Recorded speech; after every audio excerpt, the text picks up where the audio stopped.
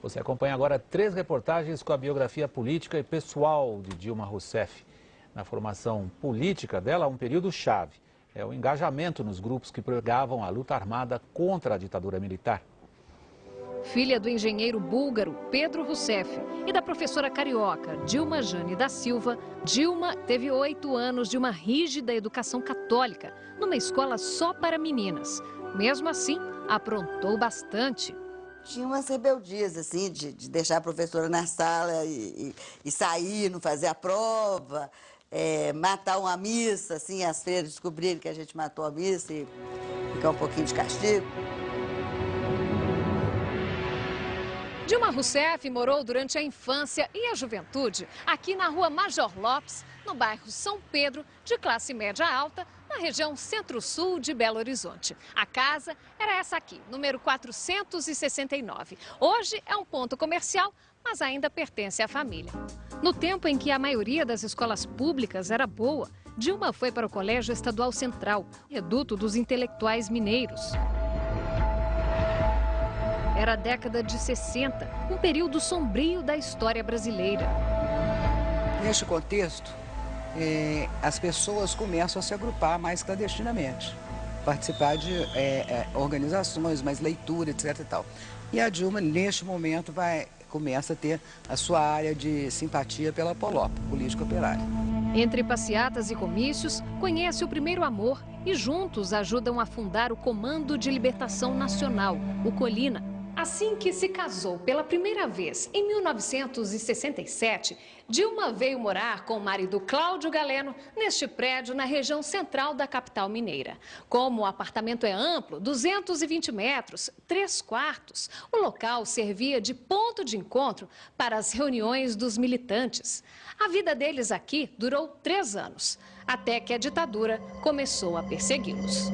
Em 68, com o ato institucional número 5, a repressão ficou mais violenta. Começam os anos de chumbo.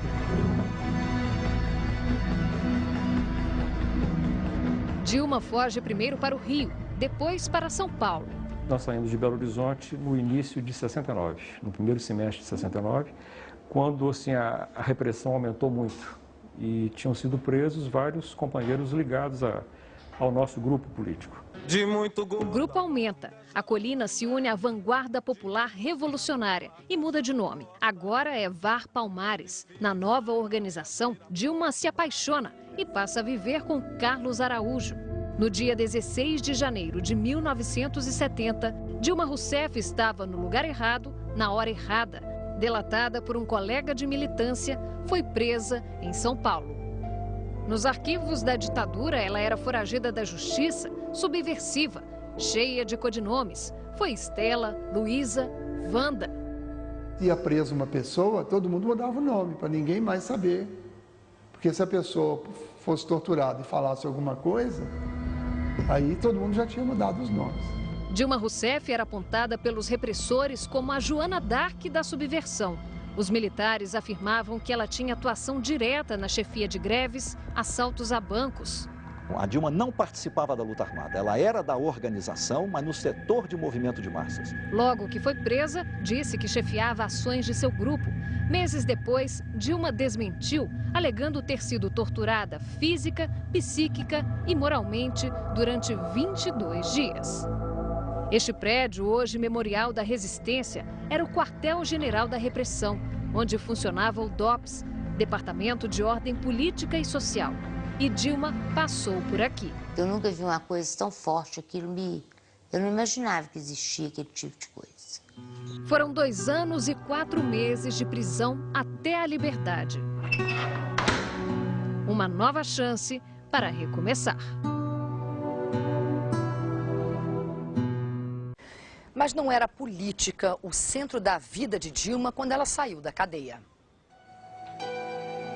Porto Alegre foi o porto seguro para o recomeço. No sul, Dilma Rousseff viveu uma das fases mais tranquilas da vida dela.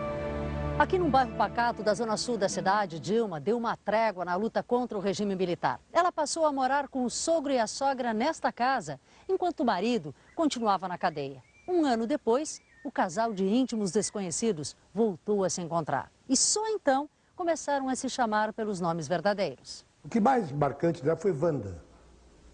Wanda, e em mim, o que mais também colou, tive vários, mas o que mais colou foi Max. Max e Wanda, ou Carlos e Dilma, tentaram levar uma vida comum.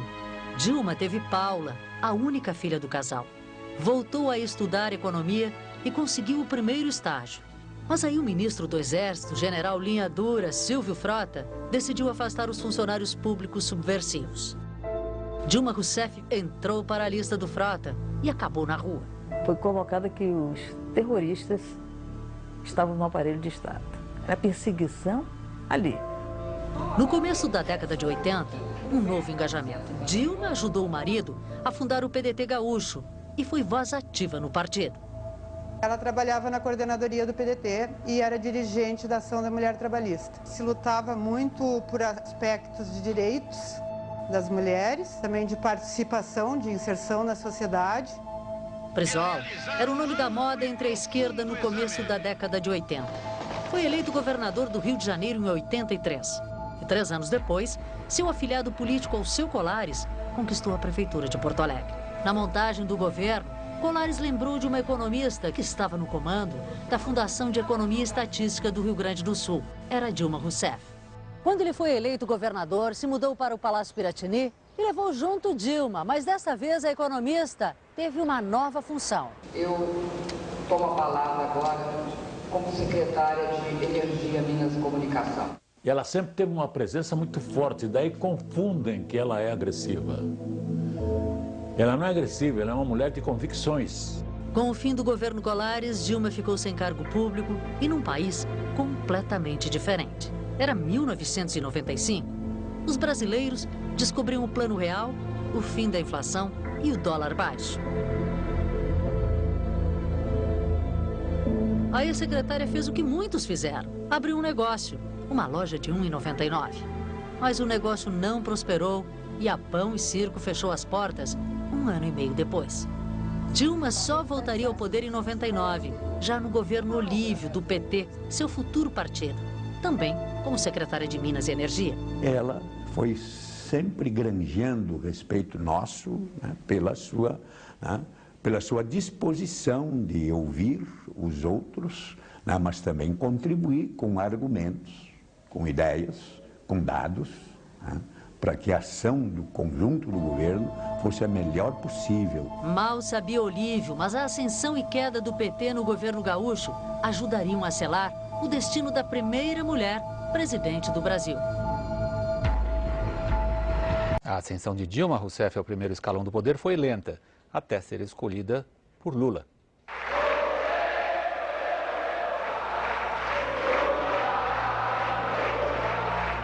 Uma vitória histórica para o país e para o PT. Uma derrota histórica para os gaúchos e para o PT. Se hoje Dilma Rousseff é a estrela do partido, há bem pouco tempo não era assim. Ela saiu de um governo derrotado para um futuro incerto com a eleição de Lula. Hoje é o dia do reencontro do Brasil consigo mesmo. Mas foi um desencontro que selou o destino da primeira mulher presidente do Brasil. O ministério será anunciado segunda-feira, sem a participação do PMDB.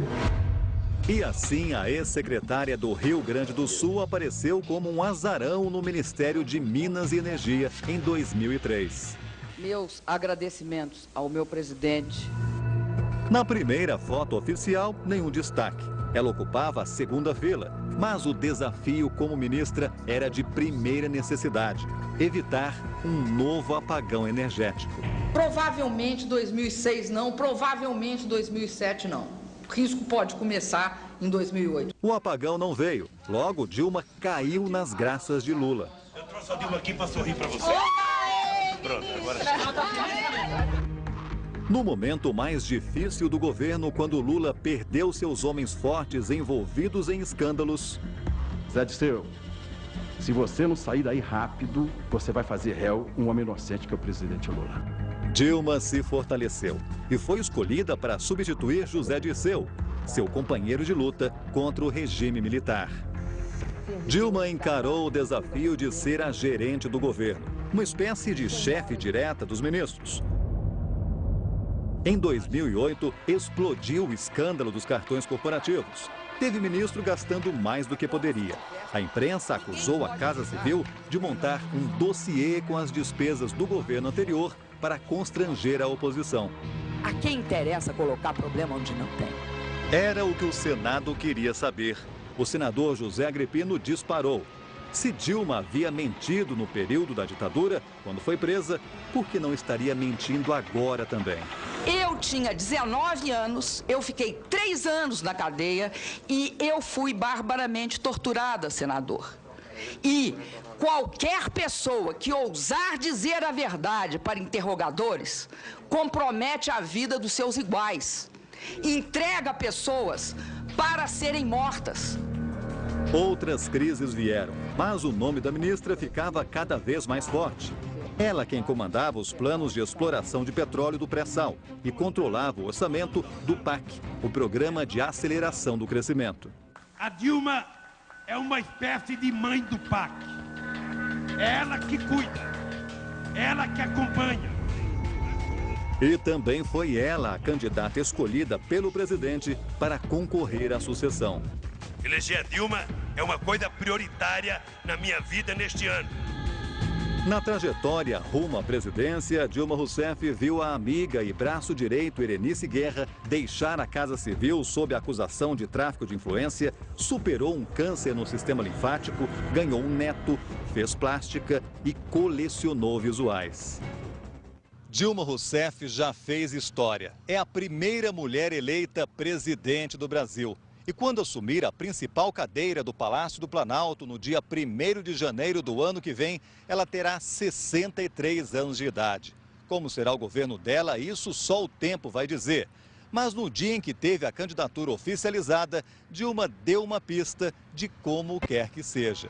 Não é por acaso que depois desse grande homem, o nosso Brasil possa ser governado por uma mulher. Por uma mulher que vai continuar o Brasil de Lula, mas que fará um Brasil de Lula com alma e coração de mulher.